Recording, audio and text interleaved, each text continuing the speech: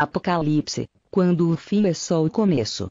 Autor: César Andrade Marques de Azevedo. E-mail: cesarazevedo@terra.com.br. Farei lembrar do teu nome de geração em geração, pelo que os povos te louvarão eternamente. Salmo 45, 17. Esta é uma produção do site www.cesarazevedo.com.br. Conhecendo a palavra para ser transformado pelo poder de Deus. Meu pedido a você com base na palavra de Deus: rogo-vos, irmãos, que luteis juntamente comigo nas vossas orações por mim a Deus, e que este meu ministério seja aceitável aos santos, e possa entre vos recobrar as forças. E o Deus de paz seja com todos vós. Amém. Romanos 15, 30, 33. Permita-me situar você no Apocalipse. Apocalipse 1, 4 a 7. A redenção. A origem do pecado e a eficácia da cruz de Cristo. Vamos ver como o homem perdeu no jardim do Éden sua alma, seu corpo e sua terra. Vimos que a queda do primeiro casal no jardim do Éden acarretou em morte processada em 3 estágios. A morte expressa enquanto atos cotidianos, a morte expressa na morte física e a morte expressa na morte eterna, também chamada de segunda morte. Como a execução da morte se realiza de forma processual, ela implicou também em 3 grandes perdas para a raça humana. Assim, com a queda, o homem perdeu a sua alma. Este fato se deu da seguinte forma. Então, vendo a mulher que aquela árvore era boa para se comer, e agradável aos olhos, e árvore desejável para dar entendimento, tomou do seu fruto, comeu, e deu a seu marido, e ele também comeu. Então foram abertos os olhos de ambos, e conheceram que estavam nus, pelo que coseram folhas de figueira, e fizeram para se aventais. Está escrito em Gênesis 3, 7. O homem também perdeu o seu corpo. Se percebe esta realidade no seguinte vaticínio divino: do suor do teu rosto comerás o teu pão, até que tornes a terra, porque dela foste tomado. Porquanto és pó, e ao pó tornarás. Está escrito em Gênesis 13, 19. Por último, o homem perdeu também sua terra. Está escrito em Gênesis 13, 24. O Senhor Deus, pois, o lançou fora do jardim do Éden para lavrar a terra, de que fora tomado. E havendo lançado fora o homem, pôs ao oriente do jardim do Éden os querubins, e uma espada flamejante que se volvia por todos os lados, para guardar o caminho da árvore da vida.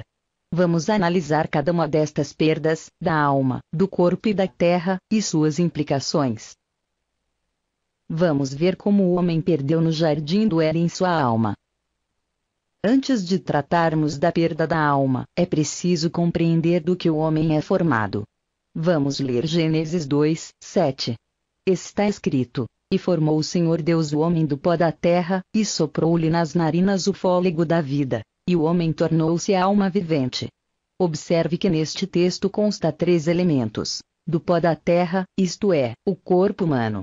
Soprou-lhe nas narinas o fôlego da vida, isto é, o espírito humano. E o homem tornou-se alma vivente, isto é, a alma do homem. Ou seja, o homem foi criado originalmente sendo um espírito que tem uma alma e habita em um corpo. A queda do homem no jardim do Éden mudou radicalmente esta realidade. O homem, em que pese manter todas suas atividades vitais, morreu espiritualmente, isto é, foi destituído da glória de Deus, perdeu seu espírito, ou seja, perdeu a capacidade de comunicar-se com Deus. Desde então o homem caído é formado por corpo e alma, visto estar morto espiritualmente. Está escrito em Efésios 2, 1. Ele vos vivificou, estando-vos mortos nos vossos delitos e pecados. Nascido de novo, o homem regenerado recebe da parte de Deus um novo espírito, voltando a ter a mesma conformação do princípio, quando fora criado. Desde então o homem regenerado passa a ser um espírito que tem uma alma e habita em um corpo.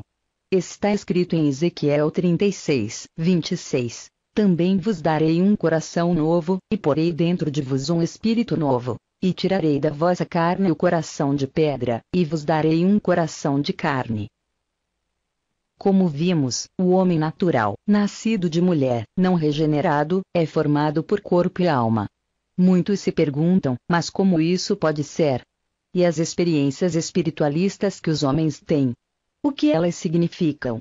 Vamos ler uma exortação divina sobre experiências desta natureza em Deuteronômio 18, 9 a 12. Quando entrares na terra que o Senhor teu Deus te dá, não aprenderás a fazer conforme as abominações daqueles povos.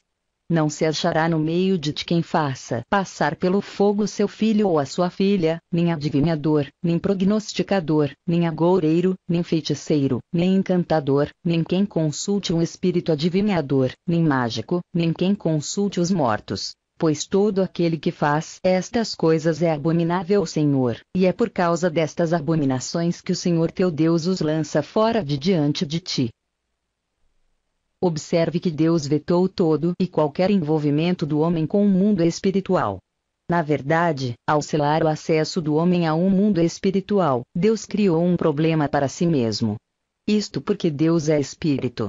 Está escrito em João 4:24. Se Deus é espírito e Deus sela o acesso ao mundo espiritual, em princípio Deus não mais tem como se comunicar com o homem. Por outro lado, o próprio anjo caído, Satanás, também perde a condição de se comunicar com o homem, visto ser também um espírito. O dilema da parte de Deus é resolvida porque ele próprio se faz homem, está escrito em João 1:14. E o Verbo se fez carne, e habitou entre nós, cheio de graça e de verdade. E vimos a sua glória, como a glória do unigênito do Pai. Retomando, com a queda o homem perdeu a sua alma. Naquele dia a mulher, ao ouvir a proposta, voltou-se para a árvore e notou que ela respondia aos seus anseios, pois esta era boa para se comer, desejos intensos da carne, agradável aos olhos, desejos intensos dos olhos, e boa para dar entendimento, soberba da vida e, não resistindo, a comeu, dando também a seu esposo do mesmo fruto. Naquele instante o casal perdera sua alma, pois a glória de Deus, que os cobria, se afastou, fazendo-os terem a percepção de sua nudez, um diante do outro e diante de Deus. Este é o estado lastimável da alma, morta em seus delitos e pecados, entregue aos desejos da carne e dos pensamentos, não tendo esperança e sem Deus no mundo, e era a nossa condição antes de conhecermos ao Senhor, antes de passarmos pela experiência do novo nascimento. Após a queda o homem natural se tornou incapaz de compreender as coisas de Deus, pois lhe parece loucura vivendo na sua natureza carnal e em inimizade contra Deus. Nestas condições o indivíduo perde a perspectiva de vida eterna, se ocupando tão somente com as coisas terrenas, como foi o caso do homem rico que, tendo feito grande colheita, pensou em poder usufruir dela descansando, comendo, bebendo e divertindo-se. Para o rico a vida tinha como único fim perpetuar a espécie enquanto se usufrui daquilo que este mundo pode oferecer, pouco se importando com sua responsabilidade diante de Deus. Jesus declarou que este homem, em agindo como fizera, era louco, pois se pedisse conta de sua alma, não teria como dar conta dela a Deus. Esta história está registrada em Lucas 12:15-20.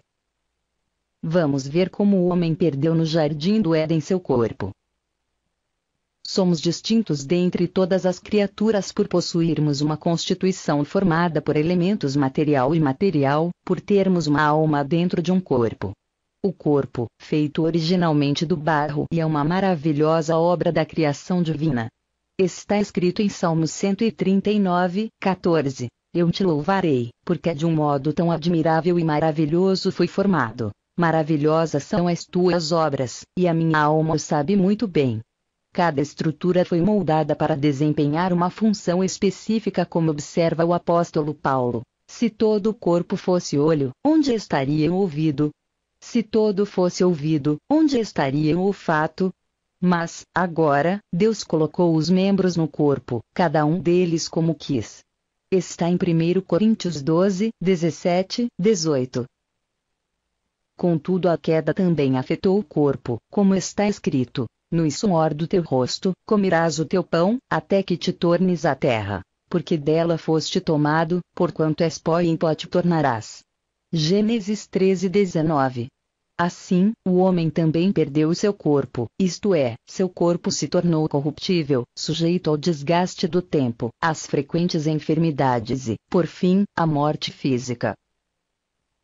Desde o nascimento o corpo cumpre um ciclo, desenvolvendo-se até alcançar o limite de seu crescimento, depois envelhecendo até atingir seu ponto de exaustão, sofrendo de morte natural. No momento em que a morte ceifa a vida, se consuma a separação entre a alma e o corpo, vindo este transformar-se em pó, voltando o espírito para Deus. A ação conjunta do corpo e da alma resulta naquilo que o apóstolo Paulo denomina homem natural. Está em 1 Coríntios 2:14, velho homem em Efésios 4:22 ou carne em Romanos 8:7, sendo esta uma realidade discernível tão somente por aquele que é instruído pela palavra de Deus. O homem natural não compreende as coisas de Deus, pois lhe parece loucura. Está registrado em 1 Coríntios 2:14.